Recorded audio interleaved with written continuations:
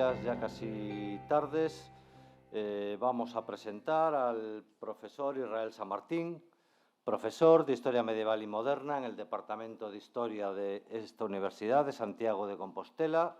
Sus líneas de investigación son la historia del milenarismo medieval, la historiografía medieval, historia digital y libros de viajes en el medievo. Es autor del libro Entre dos siglos, globalización y pensamiento único, editado en el 2007, y editor de los libros Historias, imágenes y lenguajes del 2012 y Temporalidad y contextos del 2015. Organizó diferentes congresos de ámbito internacional y formó parte de diferentes proyectos de investigación, entre los que destaca Milenarismo plenomedieval, siglos XI al XIII, Historia, historiografía e imagen, financiado por la Xunta de Galicia y del que fue investigador principal. El profesor Israel Samartín va a dictar la conferencia El Camino de Santiago en la novela histórica. Cuando quiera, profesor. Muchas gracias. ¿Se escucha bien? Sí. Muchas gracias. Quiero agradecer a la cátedra la buena recepción que ha tenido con el proyecto y especialmente quiero particularizar en la persona del profesor Miguel Taín su amabilidad, su cortesía y su compañerismo una vez que me fue concedido el proyecto. El proyecto El Camino de Santiago en la novela histórica parte de un divorcio, y es un divorcio que acontece en el siglo XIX. Es el divorcio entre la literatura y la historia. En el siglo XIX nos encontramos con algo que genéricamente ha sido llamado novela histórica, al calor del romanticismo, al calor del nacionalismo, al calor de ese siglo XIX tan controvertido. Nos encontramos con autores como Walter Scott que introdujeron esa idea de la novela histórica y la idea de ficcionar los acontecimientos reales y servirse de muchos acontecimientos, de muchas historias para proyectar ficciones, para proyectar otras realidades. ¿Qué sucede? Que ahí se produce la constitución de la historia como ciencia autónoma y la literatura sigue por un lado y la historia sigue por otro.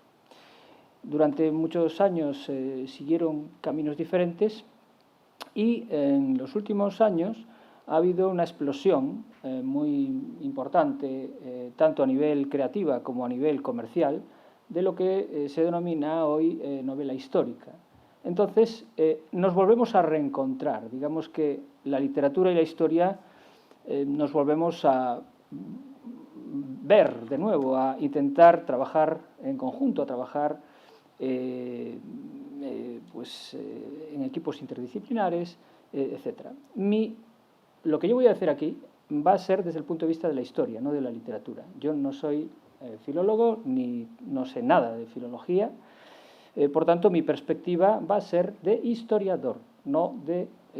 ni siquiera es un tema de literatura lo que voy a hablar, es un tema de historiografía, que es la reflexión sobre los discursos, su utilización y las cuestiones que tiene dentro la novela histórica. En un sentido estricto, existen pocas diferencias o algunas aproximaciones o algunas similitudes entre las crónicas medievales y las novelas históricas, ¿no?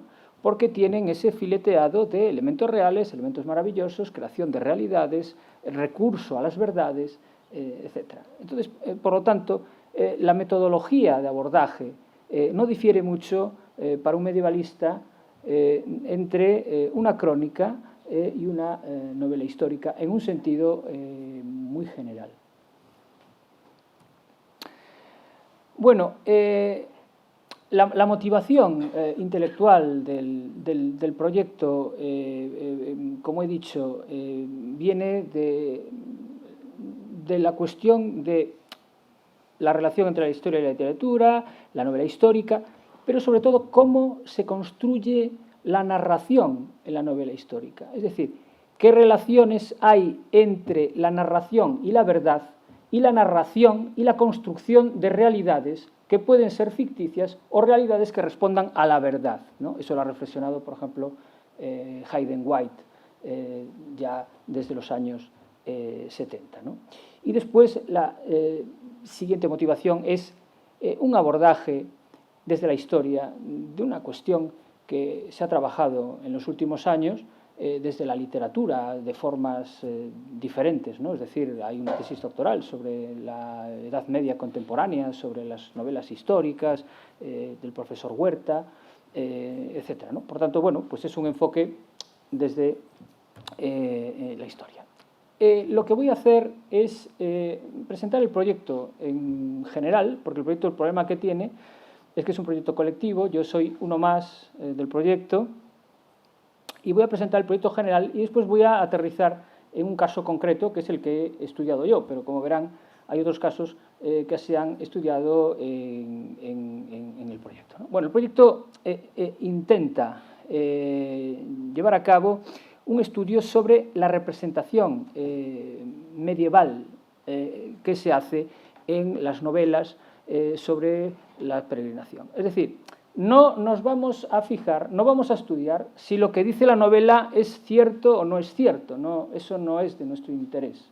Lo que sí que nos vamos a fijar es la cuestión de qué edad media representan y con qué intención se hace esa representación. Y aquí es donde vaciamos, de donde cogemos la historiografía como herramienta fundamental para estudiar esto.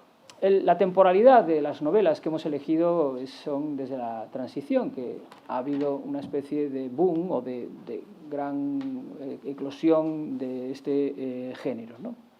Hemos cogido también autores con un cierto prestigio, con un nombre, con una autoría ya previa, eso es importante, ¿no? ¿Quién enuncia? ¿Quién habla? Porque depende de quién habla, tiene una audiencia ya previa, una audiencia cautiva, una audiencia a la que va su discurso, ¿no? Bueno, como los objetivos son el estudio de los autores, la cuestión de cómo el autor y el texto se interrelacionan, es decir, evidentemente, si partimos de una novelista, una escritora con un perfil intelectual determinado, político determinado, vamos a tener una traslación en su discurso muy determinada también, como veremos en el caso que vamos a estudiar, ¿no? Bueno, y después hay una cuestión que también nos preocupaba cuando presentamos el proyecto, que es esta especie de revival o revival del medievo en la actualidad, ¿no? Tenemos que preguntarnos ya si existe una Edad Media contemporánea. Si debiéramos de estudiar, cuando hablamos de Edad Media en las clases, si no debiéramos de estudiar la Edad Media en el siglo XXI, ¿no? Otro estrato temporal de la Edad Media. Bueno, eso fue también uno de los... Bueno, estos son los textos que hemos elegido para trabajar. Como ven, yo he trabajado sobre esta novela que se llama La peregrina, de doña Isabel San Sebastián, que es una periodista y escritora de éxito con obra y que tiene una posición intelectual, una gran preparación, y yo quiero reconocer que todo lo que diga aquí parte también de una posición de respeto y admiración hacia su obra, ¿no? No todo el mundo pues, es capaz de componer tantas novelas, tantos libros, tener un posicionamiento en los medios, etc. Por tanto, no puedo, en ese sentido, ejercer como una especie de látigo contra la autora de mi novela. Bueno, estos son el equipo que hemos trabajado, parte de la Universidad de Santiago, pero también hay de otras universidades. Bueno, vamos al caso. Este es el proyecto en su conjunto. Presentar el proyecto en su conjunto era demasiado, entonces me voy a parar en el caso que he estudiado yo, cuyas conclusiones también son parciales en relación al conjunto, pero hay cosas que son comunes a todas las novelas estudiadas. Bueno, vamos a seguir este itinerario, vamos a posicionarnos historiográficamente, después los textos, los contextos, el autor, el análisis del texto y unas reflexiones finales. Bien, el punto de vista historiográfico. Es importante el contexto en el que se construye la novela, ¿no? Es decir, hay un contexto histórico medieval, pero hay un contexto histórico en el que se construye la novela, en el que se escribe la novela. Y es importante entenderlo. Es decir, no es lo mismo hacer una novela en un momento donde las novelas históricas son parte del éxito editorial, hay un dinero en circulación, hay una audiencia, etcétera, que en un momento en el que la novela histórica no es un bestseller, sino que es un género menor. Por tanto, el contexto es importante. Desglosaremos los diferentes contextos. También la autoría, es decir, la autora que nosotros vamos a estudiar es una periodista que ha trabajado en prácticamente todos los medios de comunicación, es una periodista con una preparación, es una periodista que habla muy bien, es una periodista con un posicionamiento político, es una periodista con una obra detrás, etcétera. Tenemos que ver los diferentes planos de quién es la autora, ¿no? en este caso. Es decir, hay una autora hablada, hay una autora escrita, lo veremos. La teoría de la recepción que hemos utilizado también es la cuestión de ir viendo cómo el camino se va recepcionando a lo largo del tiempo, etcétera, y cómo se construye en el año 2018. Y por último, me gustaría incluir hemos incluido en esta reflexión la cuestión del neomedievalismo, ¿no? Que es ese medievalismo de la cultura popular que ha emergido en los últimos tiempos, las series de televisión, los cómics, las novelas históricas, etcétera, ¿no? Sí, sé que es un término en discusión, pero nosotros lo hemos utilizado, ¿no? A nivel más concreto, lo verdadero y lo real, lo verdadero y lo falso, la realidad que se construye a partir de lo real y lo ficcional, y el presente posmoderno en el que vivimos, un presente roto, ¿no? Donde lo medieval es visto muchas veces como una estrategia para política, eso lo hemos estudiado en otros ámbitos, para la derecha y para la izquierda, y el medievo se utiliza, por tanto, en las estrategias tanto culturales como políticas en la actualidad, en este presente tan emocional y tan cuajado de aristas, ¿no? Bueno, el texto del que vamos a hablar, vamos a explicar, es esta novela, se llama La Peregrina, está publicado en el 2018 y es un intento de reconstruir el camino primitivo de Santiago con 13 etapas. Esto básicamente es el resumen del libro, ¿no? Se refiere a la época de Alfonso II y el itinerario es desde Oviedo hasta Iria Flavia. La principal protagonista es Alana de Coaña, la llamada la Visigoda, que ya estuvo en otra novela de Isabel San Sebastián. Como ven, ya solo la partida que nos ofrece la autora se posiciona en una perspectiva, ¿no?, de vincular lo visigodo con los reinos asturianos, el neogoticismo, en definitiva, que tanto se ha traído y se ha llevado, ¿no?, que es la idea de presentar el mundo visigodo como ese espacio político totalmente armado, totalmente concluso, en el que se desarrolla la primera España, etcétera, ¿no? Por tanto, siempre, como digo, cuando alguien escribe, toma postura consciente o inconscientemente porque vacía sobre la escritura sus perspectivas, su mentalidad, sus ideas, su ideología, etcétera. Bien, el contexto histórico que intenta reflejar en todo momento la novela es el contexto de los reinos asturianos, ¿no? Bien, ¿qué reinos asturianos nos presenta la novela? Nos presenta unos reinos asturianos distorsionados en el sentido de que presenta unos reinos asturianos totalmente cerrados, totalmente homogéneos. Sabemos que no era así, que como se puede estudiar en los libros de Fernández Conde y otros libros que han estudiado la cuestión, que el espacio asturiano es un espacio fragmentado, como lo fue el visigodo, ¿no? Por tanto, hablar en los términos que se habla en la novela y en muchos otros lugares y contextos de un espacio acabado es una especie de distorsión, ¿no? Hay otro contexto que es el historiográfico, que es la propia evolución de la novela histórica en España.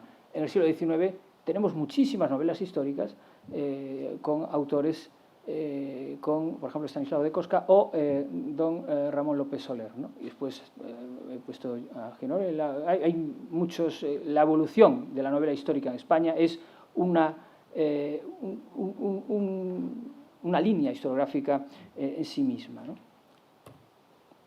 También hay un contexto historiográfico vinculado al feminismo. Es decir, la autora se posiciona muy fuerte en ese sentido alrededor de la mujer.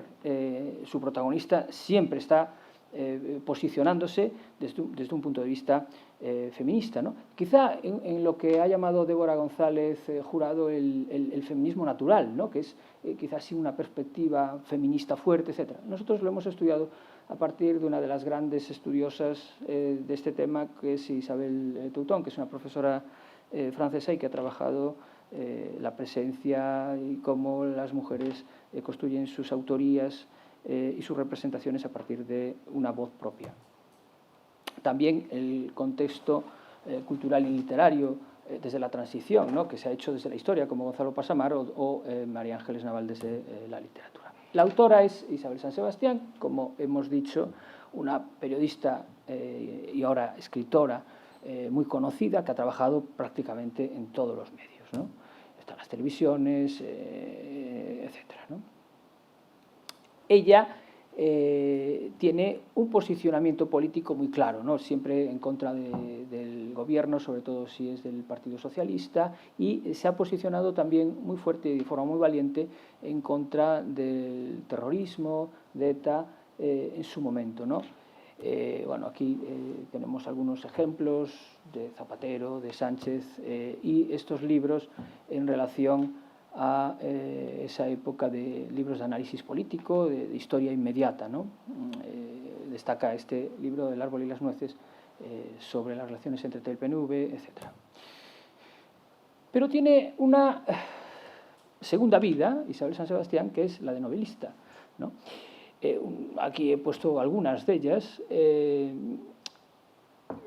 Como muchos otros novelistas, como por ejemplo José Javier Esparza, que también hemos estudiado en otros ámbitos, se han preocupado de escribir novelas vinculadas a la Edad Media. Como ven aquí, pues hay diferentes. Esta que vamos a estudiar hoy es una más, ¿no?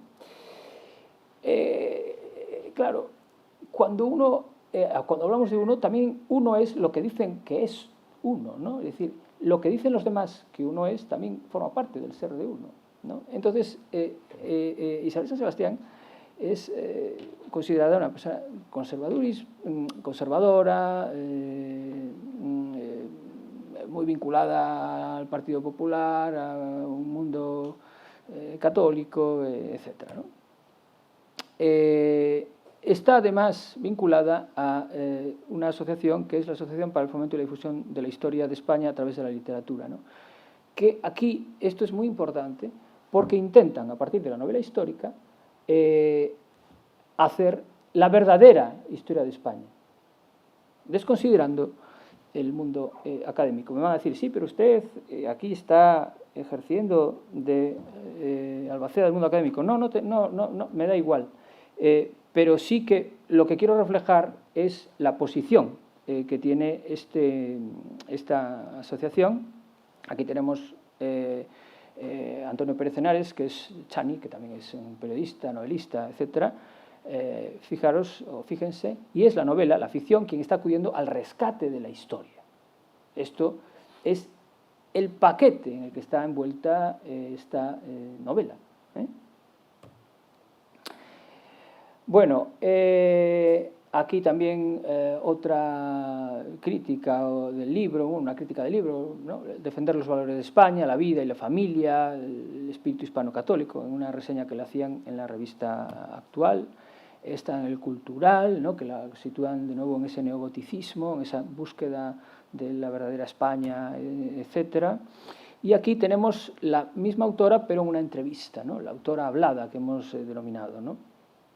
El primer camino de Santiago, recuperar la historia de España, es de alguna forma recuperar el alma de esta nación tan cuestionada y discutida ahora mismo. Fíjense, por lo tanto, que hay una intencionalidad, que hay un marco intelectual que es importante para leer la novela en estas claves. Vamos con el análisis de la novela, ¿no? Hemos hablado de los contextos, de nuestro posicionamiento historiográfico con todas las cautelas contextuales, hemos hablado de la autora y sus diferentes perspectivas, filetes o planos, y ahora vamos a ver qué pasa con la narración, qué pasa con la novela, qué pasa con el texto, ¿no? Bueno, vamos a centrarnos básicamente en tres cuestiones más las intenciones, ¿no? Que es la parte siempre más sabrosa, es como en las crónicas medievales los prólogos, ¿no? Que suelen ser los más interesantes para ver los posicionamientos del texto, ¿no? Bueno, primero vamos a hablar de la justificación de la peregrinación y del apóstol, el camino de Santiago primitivo y después las cuestiones del discurso político e histórico que emergen a partir de la novela. Bueno, empezando por las intenciones, Isabel San Sebastián nos lleva al terreno de lo falso y lo verdadero al principio de la novela. Nos dice, este relato se basa en la documentación existente.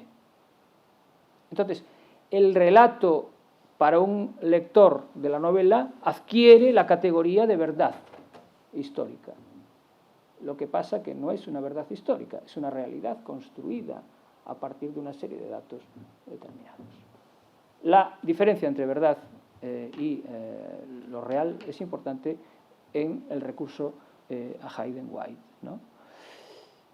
¿Cuál es la documentación a la que recurre la señora doña Isabel San Sebastián? Códice Calistino, Sánchez Albornoz, Lucas, Tuy, Crónica de Alfonso III o el Beato de Liébana. Habla de que consulta crónicas musulmanas, no están. Esta es una primera cuestión. No quiero decir que no estoy específicamente negando el relato de Isabel San Sebastián. Estoy diciendo que desde un punto de vista del historiador, esto nos crea un problema. Porque el historiador solo tiene algo en lo que apoyarse y solo tiene algo con lo que trabajar, que son las fuentes. Si no hay fuentes, no hay historia. Yo no me puedo inventar algo.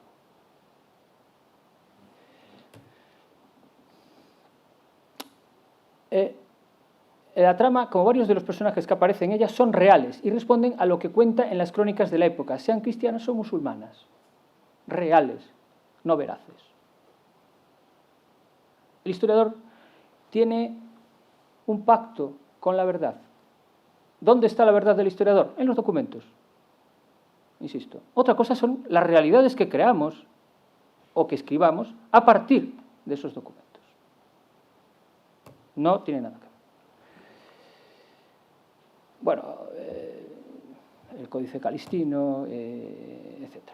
Vamos entonces a empezar los tres puntos de análisis que vamos a centrarnos. La justificación de la peregrinación y del apóstol Santiago, ¿no?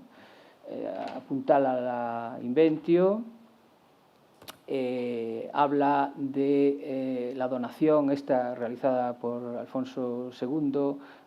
Esta donación ha sido... Lo afirma de forma categórica cuando, por ejemplo, especialistas como Fernández Conde han dicho que no todos están de acuerdo en que esta donación sea real, sino que podría ser un falso, ¿no? Es decir, esas son las cautelas del historiador, ¿no? La idea de que hay que ir con pies de plomo a la hora de hacer afirmaciones tan fuertes, ¿no? Gallaecia como última morada, etcétera, la idealización de Santiago. Santiago es nuestro protector desde largo tiempo, etcétera. En la idea de crear una memoria en la que Santiago estuviera presente desde mucho antes, donde hubiera ya un contexto preparado para todo esto, ¿no? También Teodomiro, la importancia de Teodomiro es importante en la novela, como veremos después. La famosa comunidad de 12 monjes con la advocación de San Pelayo, la capilla, etc. Empieza también a justificarse esa idea de peregrinación de la que hablaban antes ustedes en la conferencia del profesor José Sánchez. La peregrinación, el sepulcro donde descansan las reliquias del apóstol Santiago, protector de la cristiandad hispana, etc., ¿no? Se está creando, está apoyando, está de alguna forma defendiendo esta idea, ¿no? Otro argumento, el camino de la peregrinación aleja de los suculentos manjares, hace desaparecer la voraz obesidad, refrena la vultuosidad. Es decir, la idea de que la peregrinación es buena, de que la peregrinación es algo totalmente en el relato de la que escribe el texto, porque ella difiere la escritura en Alana, va diciendo siempre fundamentalmente virtudes, y las que no hacen las peregrinaciones pues le irá peor, ¿no? Aunque íbamos callados, ahorrando aliento, la dureza, ¿no? de la peregrinación. Después el camino de Santiago primitivo, ¿no? Bueno, aquí hay descripciones geográficas reales, ¿no? Muy bien redactados, porque la verdad que la novela se lee bien, está muy bien redactada, tiene muchísima experiencia esta escritora y se ve en el texto, ¿no? Esa parte es muy interesante, ¿no? Para el que quiera de alguna forma recrear ese camino primitivo, etcétera, ¿no? Después también los elementos maravillosos que aparecen, no deja de ser una realidad, la medieval, la que se combina lo real y lo maravilloso, ¿no? La realidad medieval es una realidad trufada de elementos reales y de elementos maravillosos, como decía Le Goff, en la que los maravillosos tienen diferentes utilidades. Los escenarios geográficos, por ejemplo, Monte Naranco, etcétera, se suceden constantemente. Aquí también, en esta idea del camino de Santiago primitivo, tenemos el posicionamiento de la autora, ¿no? Por mis venas corre sangre Astur y sangre goda, ¿no? Esta idea de vincular lo visigodo con lo asturiano, la idea neogoticista, la idea de argumentar refrendando la idea de que Pelayo también era un visigodo, y, en fin, no deja de ser una estructura ideológica de la narradora, igual que la distorsión que existe sobre Alfonso II, ¿no? Es una distorsión que parece que estamos leyendo la Vita Caroli de Carlomagno, ¿no? Parece una especie de santo en vida, ¿no? Diferentes personajes como Teodomiro, como Pelayo, aparecen utilizados también al servicio de la narración y al servicio de ese neogoticismo también. Otros personajes que de alguna forma intentan reflejar una idea completiva del momento, que sería reflejada en la trifuncionalidad, ¿no? Los tres órdenes típicos medievales, los guerreros, los que rezan y no me acuerdo ahora del tercero, eso es, los que trabajan, que es la esencia de la pirámide o de la idea trifuncional.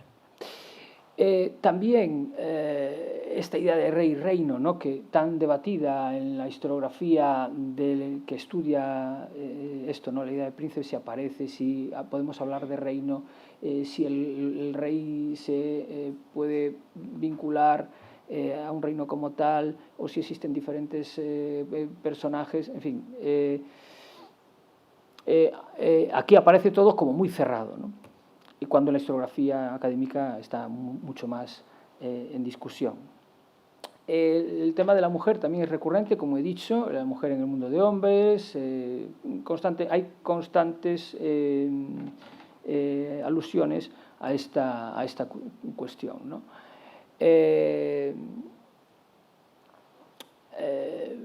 Hay incluso una mitificación de la mujer en algunos pasajes. El Islam, por supuesto, como en otras novelas que se han escrito sobre el mundo Astur, siempre son como una especie de demonio, ¿no? Se presentan siempre muy negativamente. Aquí hay esto seguramente está sacado de una crónica del 16, que tenemos ahí. El neogoticismo, del cual ya hemos hablado, forma parte de esta tercera parte del análisis, que son los elementos constitutivos del discurso político histórico, ¿no? El Islam, el neogoticismo, las diferentes identidades que parecen también cerradas, ¿no? Una cosa extraña en el mundo del siglo IX, hablar de gallegos, cántabros, astures, una cosa rara. Otra de las cuestiones absolutamente nucleares para ver la procedencia del texto es Los despoblados del Duero, la idea de Albornoz, totalmente puesta en solfa en la historiografía actual. Otros mitos alrededor de los reinos hispánicos del momento, Carlomagno y Roncesvalles. También hay una especie de mención al fin del mundo, al apocaliptismo, y esto nos lleva, como ven, a una serie de estrategias con una intencionalidad clara, que es la de presentar una Edad Media al servicio de una idea de España muy determinada, de una idea del Camino de Santiago también muy determinada, ¿no? Y de aprovechar también ese contexto en el que en este momento pues hay dinero, hay financiación, hay posibilidad de promoción, etc. Las reflexiones finales. Vamos a hacer una serie, ya para acabar, para no cansarles, una serie de reflexiones finales. Yo creo que, visto este relato y visto desde mi perspectiva, o como lo he presentado yo aquí, ven que hay ciertas disidencias con la novela, ¿no? Entonces, yo creo que no tenemos que ser soberbios y tenemos que entender que existen diferentes relatos y que este relato se puede presentar y es el que tendrán todos los lectores de esta novela, que se crean que lo que están leyendo ahí es real. Por tanto, es un discurso real. Yo tengo otro, pero ese discurso es real y pasa a la cultura popular. La importancia de la cultura popular en la generación de memorias y en la generación de historias es fundamental. El cine ha sido durante mucho tiempo un generador de memorias. En la Segunda Guerra Mundial mucha gente llega a historia entendiendo que la historia son las películas de la Segunda Guerra Mundial. Eso no tiene nada que ver. Aquí pasa lo mismo. Las novelas del Camino de Santiago crean una realidad sobre el camino, crean una realidad sobre Santiago, crean una realidad sobre la peregrinación, crean una realidad sobre España. A mí a veces me da la sensación de que lo que menos importa es incluso el camino, etcétera, sino la parte más ideológica de la cuestión, ¿no? Y eso es lo que yo llamo los desbordes de significado al servicio del nacionalismo y de la autoproyección, ¿no? También la idea de hablar a través de otros, la idea de tener diferentes terminales mediáticas y narrativas. Los contextos de recepción y de producción son fundamentales a la hora de analizar la obra. Hemos visto el contexto de producción y el de recepción. Está muy vinculado a los lectores y a los medios en los que esta novela tiene dimensión, tiene cabida, etcétera, ¿no? Como hemos dicho, la diferenciación entre la veracidad y la realidad, la similitud entre las novelas y las crónicas, ¿no? La utilización de lo medieval en la actualidad. Eso me parece fundamental a la hora de aproximarnos a estas novelas históricas, ya sea por una cuestión comercial o ya sea por una cuestión política. Se utiliza la Edad Media, como hemos visto, en el siglo XXI para esto, ¿no? Fundamental para el historiador mantenerse en la verdad histórica, en su relación con los documentos. La autoría y los textos y sus relaciones también son importantes para entender el mensaje, ¿no? Y yo creo que hay una cuestión también esencial. Todo esto está sucediendo porque el Camino de Santiago tiene una capacidad narrativa tremenda y tiene una idea de misterio, una idea de aventura, una idea religiosa, una idea lúdica hoy en día también que tenemos que tener en cuenta. Para finalizar, la historiografía, la perspectiva historiográfica con la que se presenta este proyecto y en concreto el estudio de esta novela es el resultado de una negociación entre la propia historia, el presente en el que estamos viviendo y lo que genera y el contexto institucional en el que nos movemos. Yo, en este caso, el contexto público universitario y la autora, el contexto comercial y privado de las editoriales. La historia también es una negociación entre la verdad, los hechos y los autores y los lectores, como hemos visto.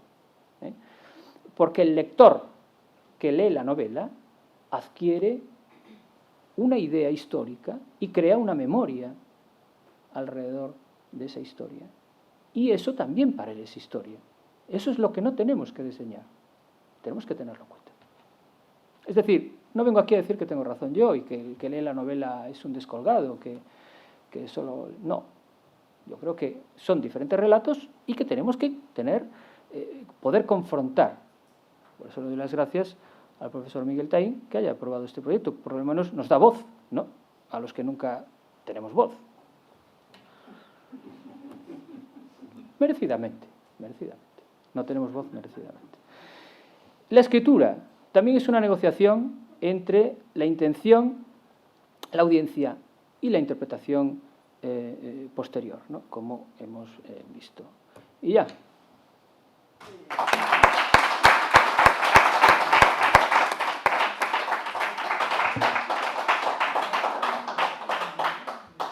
Muchas gracias, profesor San Martín, por esta interesantísima ponencia. Y ahora, si el público tiene alguna pregunta, algún comentario, alguna observación, este es el momento de hacerla.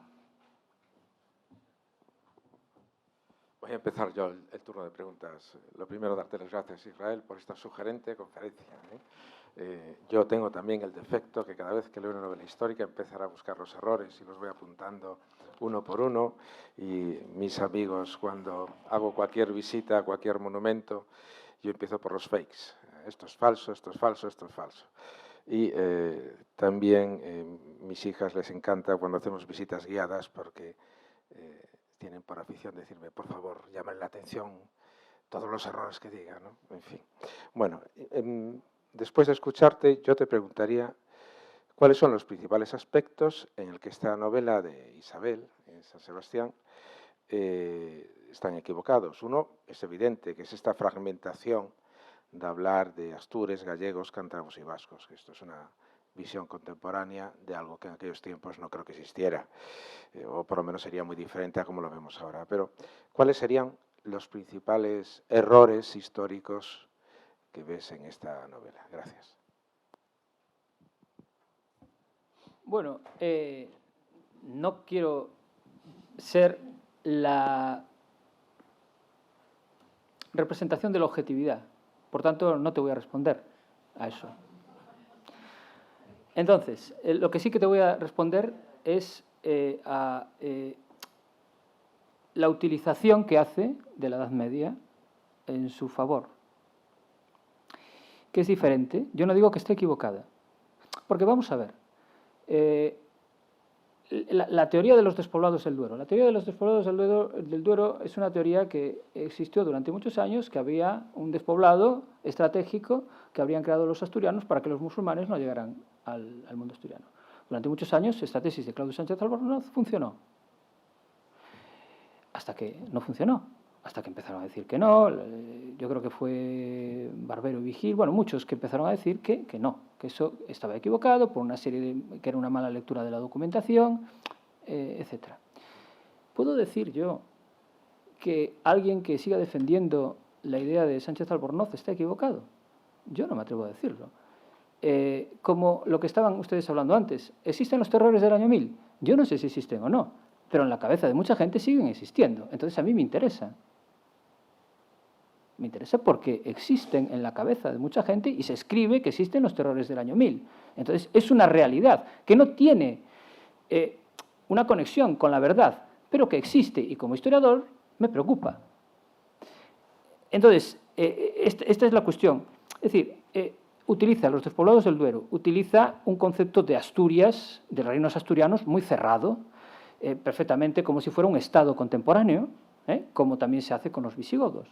Es una deformación, si quieres, nacionalista de la historia, ¿no? En el sentido de que, ¿cuál es la intencionalidad?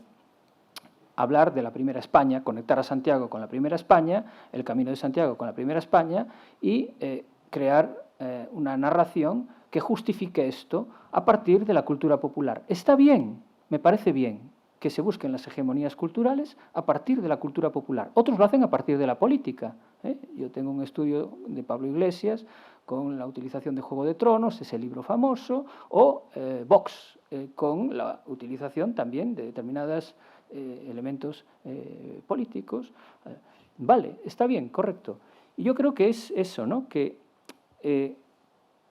la utilización, Pelayo, es que están todos los mitos de la construcción de la nación española.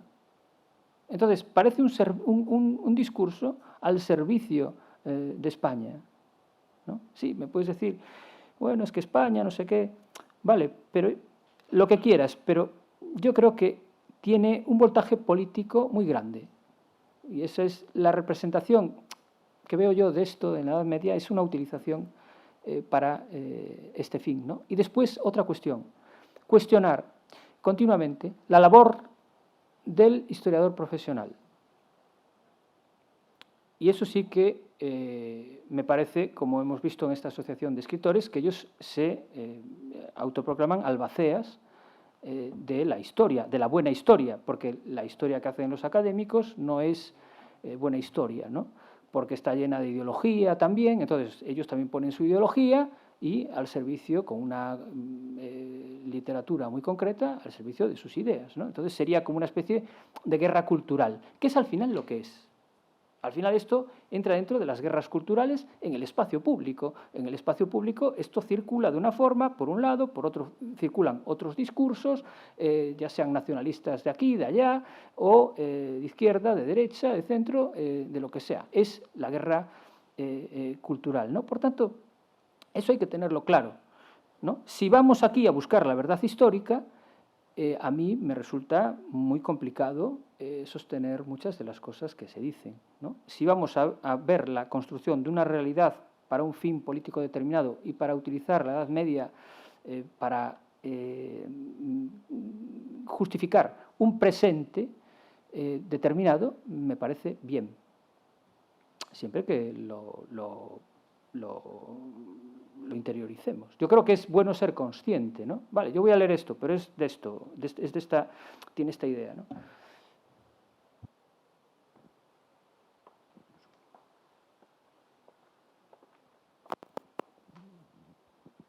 Hola, bo día. Israel, non sei se, discúlpame se xa o comentaches, se eu non oín, tiveches en mente algunha comparación da temática da obra con obras do século XIX, do romantismo, con novelas históricas, ou non? Sí, ou pensas facer, non sei. Preguntaba porque víñame á mente ao longo da túa comunicación ou da túa lección xacobea, víñame á mente unha obra romántica do século XIX, escrita por un historiador e novelista tamén, bueno, outra vez portugués, Alexandre Herculano, unha obra que se chama Eurico Presbítero, en que nos remite exactamente para a cultura visigoda ou para o mundo visigodo, para o espazo Astur, inclusive tamén con unha marcación moi importante, unha fixación moi importante nas personaxes femeninas, concretamente en unha, e entón, pois, non sei, quería saber se fixeches algún análise comparativo ou tes en mente facela ou non. Non é o teu ponto de interés neste momento. Grazas. Bueno, en realidad lo que yo haga no tiene ningún interés. O sea, aunque lo hiciera no tendría ningún interés. Pero, mira, recojo lo de Herculano. Lo recojo. Porque yo a Herculano no lo conocía en ese sentido. Dime. Sí, no, claro, como autor de novela histórica, pois, bueno, aparte que el ten esa doble, que ten tamén unha historia de Portugal en varios volumes. Sí, eso es lo que conozco. Foi o primeiro director da Biblioteca Nacional de Portugal, e claro, digamos que ocupa, tal vez, unha situación, non sei se podo decir, privilexiada para compor novela histórica, non? Mas Sí, y ahora te voy a contestar a lo que yo... Vale, gracias. A ver, yo lo que he trabajado del siglo XIX en relación a la novela está vinculado a la época de Juan II, no está vinculado a esto. Y te puedo decir que el que he puesto antes, Ramón López Soler, es muy brillante. Hay una serie de novelistas en el XIX que recrean y además con unas relaciones con Walter Scott muy interesantes, porque había el Europeo, una revista que se llama El Europeo en el XIX, etc. Quiero decir que en España yo creo que llegó un poquito más tarde esto, pero cuando llegó bien. Y no puedo encontrar una comparación directa, pero sí que la utilización, lo mismo, ¿no? Un poco la utilización de la época de Juan II para el mundo contemporáneo. A ver, siempre se ha utilizado el pasado para el presente y siempre se utilizará, ¿no?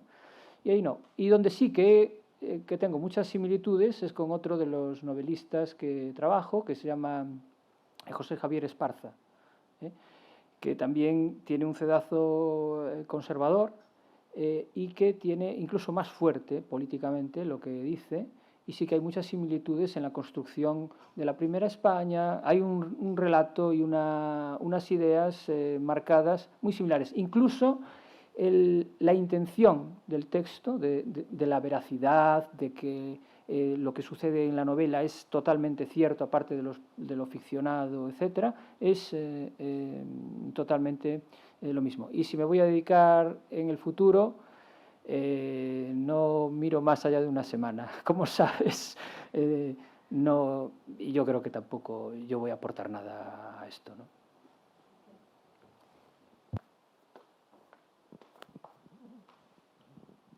En primer lugar, Israel, felicitaciones por la intervención que me ha parecido muy completa y con la que coincido prácticamente al 100%.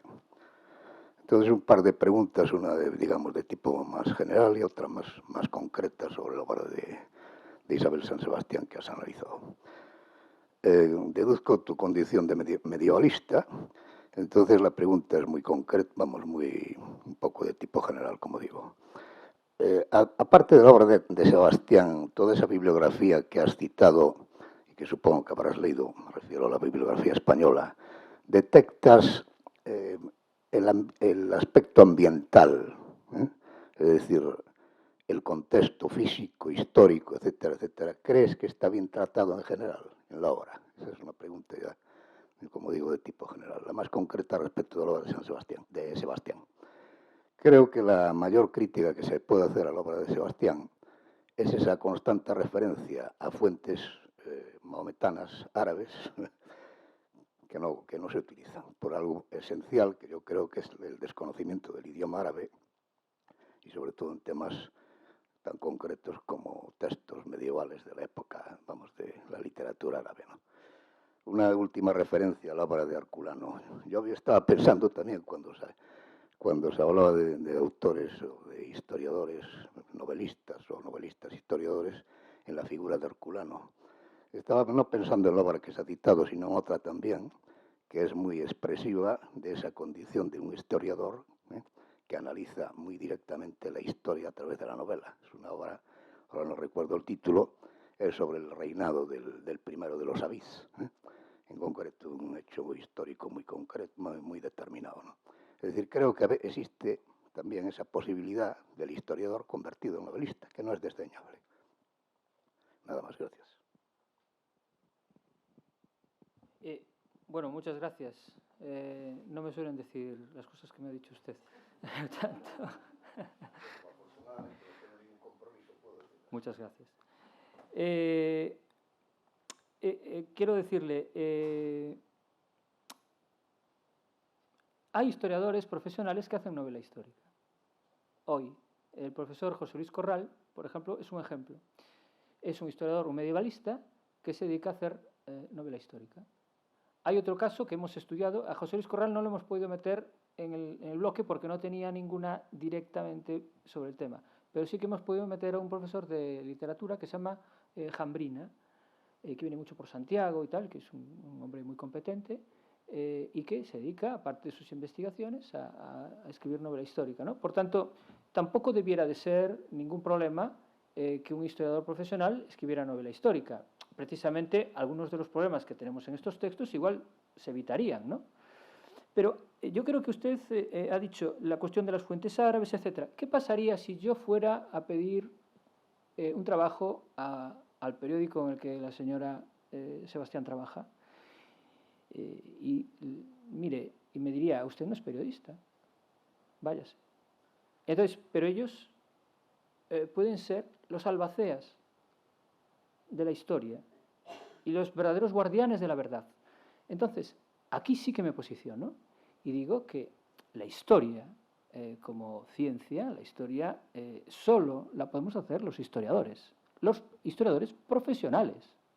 Otra cosa es que usted me diga a mí que yo no soy un profesional y que soy una persona no válida para el ejercicio de mi labor, que yo también lo entendería. Me parece bien. Pero yo tengo el carné.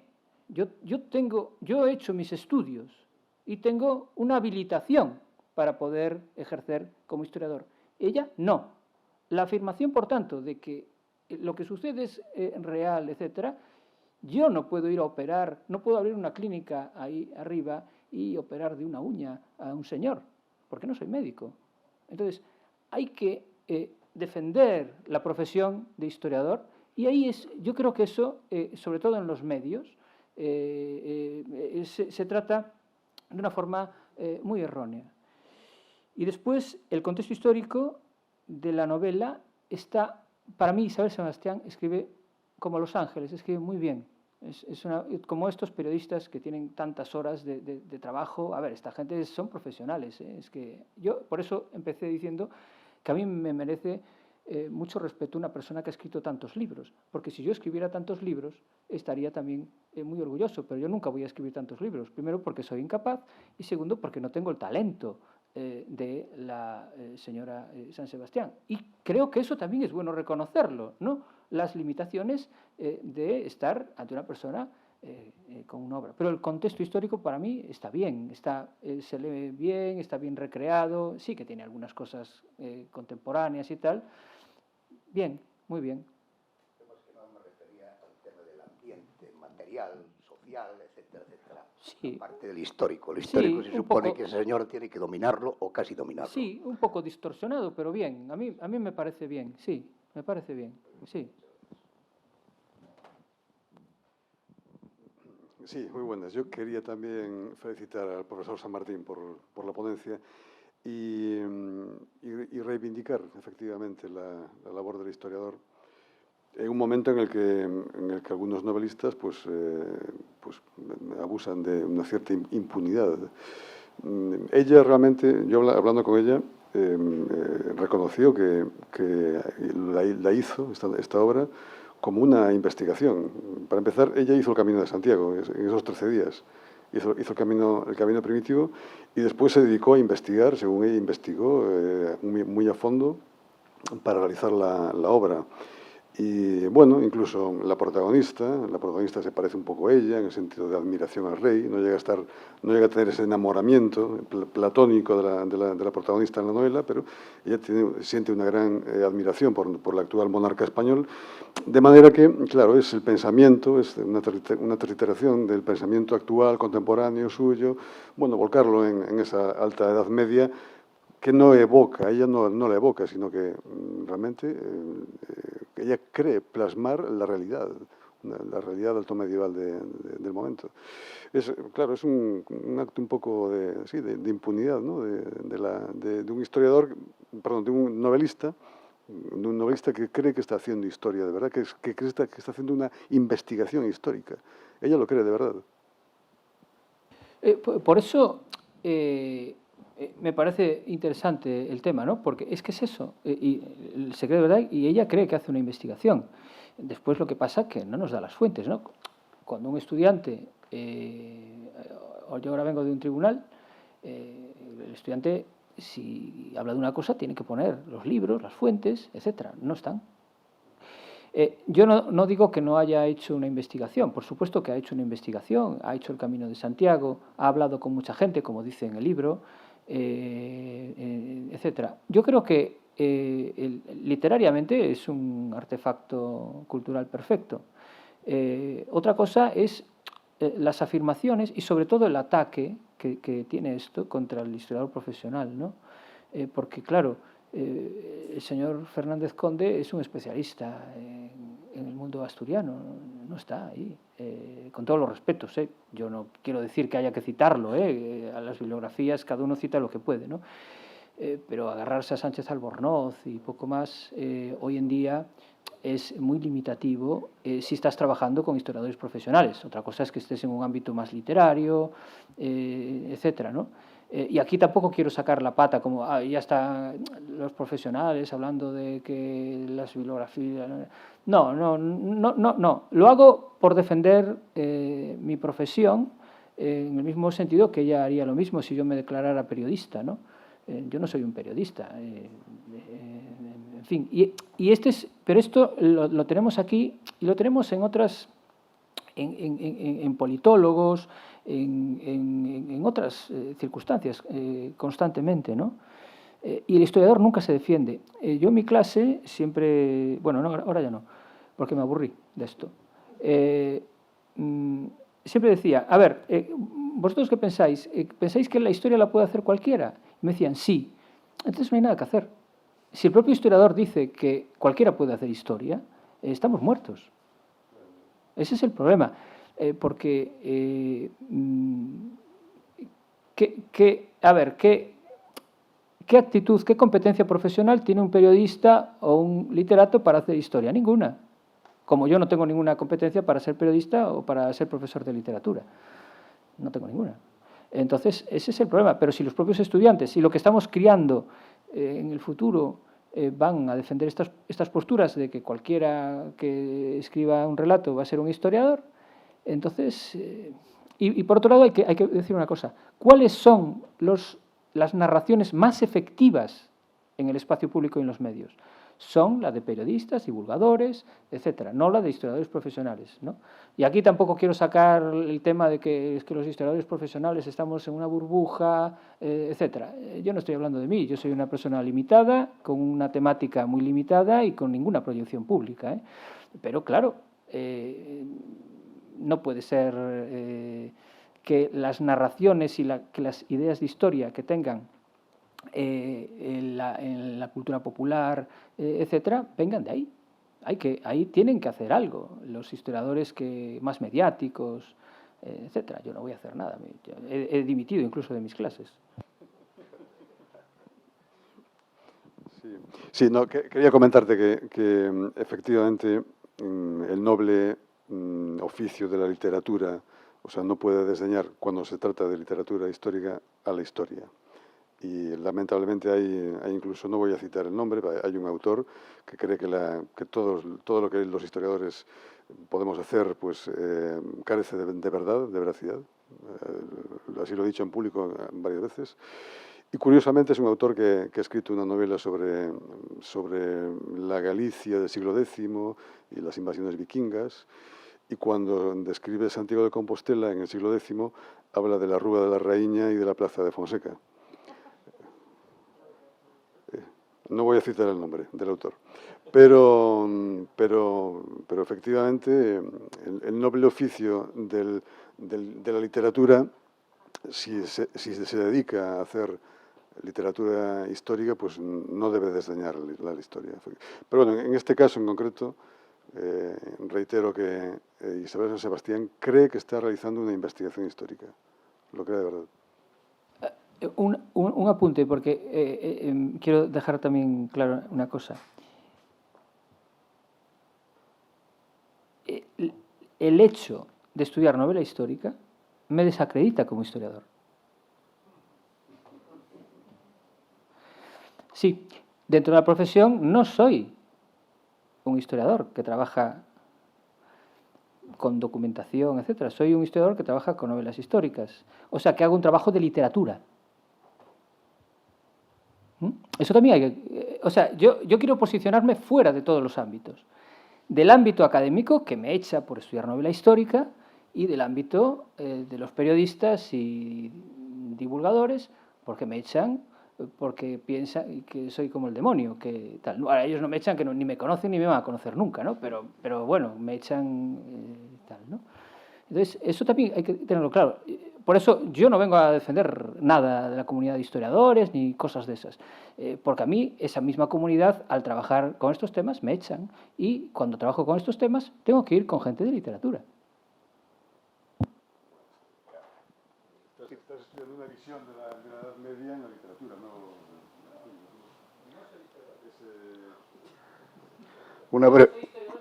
Ese neomedievalismo que decías, ¿no? Una breve apostilla a cierta alusión que se hizo a los politólogos. Yo creo que los politólogos, comparativamente, somos el colectivo que menos nos metemos con la novela o el relato histórico. Podemos referirnos un poco a la historia más actual, a la más presente, pero no a la... En fin, o sea, es una pequeña reivindicación que establezco en este momento, porque me parece que has hecho una catalogación excesiva en este tema. Vamos en este aspecto. No. Bueno, voy a explicarle por qué. Si no lo ha entendido, No. No. A ver, que sea así para hacer un poco la gracia, ¿no? A ver, me refería fundamentalmente a dos cuestiones. Una cuestión, un libro que se llama Neomedievalism, que tiene dos, Neomedievalism 1 y Neomedievalism 2. Ahí hay muchos politólogos que trabajan la historia medieval y después, desde los años 90, este francés, ahora no me va a salir. Bueno, hay diferentes franceses de las relaciones internacionales, etcétera, que utilizan el neofeudalismo, neoliberalismo, etcétera, desde un punto de vista económico. Tal. El profesor Losada, politólogo, tiene un libro que se titula El neofeudalismo, no me acuerdo. El señor Pablo Iglesias tiene un libro sobre Juego de Tronos, donde ahí hay unos 10 autores. Sigo. El señor Monedero tiene una historia de la transición y que muchos estudiantes la utilizan cuando no es historiador. Entonces, sí, de historia de la transición. En el medievo tenemos estas, yo le digo estas que son las que he estudiado, las he estudiado. Y después hay, ahora no me salen los nombres porque esto no lo tenía preparado, que iba a hablar de esto, pero hay un francés que habló de la vuelta de la Edad Media. El primero fue Humberto Eco, ¿no? Pero hay otro francés que ahora no me saldrá dentro de un rato. Pero sí que hay utilizaciones menores, menos.